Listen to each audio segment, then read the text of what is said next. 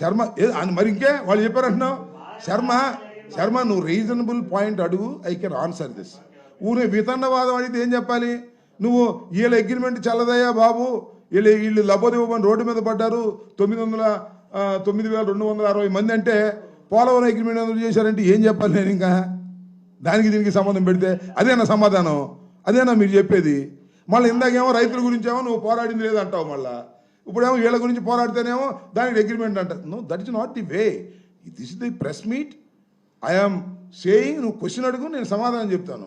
డిబేట్కి రామాక, డిబేట్కి వచ్చేది డిబేట్కి వచ్చేది ఇక్కడ చేరేసుకో, నాకేం అభ్యంతరం లేదు. డిబేట్కి వచ్చేది ఇక్కడ చేరేసుకో.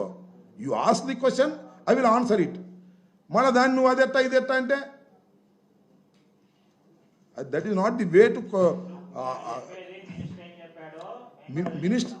మినిస్టర్ ఏం చెప్పాడో అదే నువ్వు చెబుతున్నావు, నాకేం అభ్యంతరం లేదు. ఏం చెప్పాడు మినిస్టర్?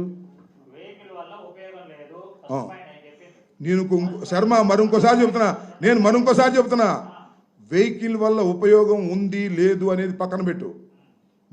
నేను ఐఎమ్ క్వశ్చనింగ్ ది అగ్రిమెంట్.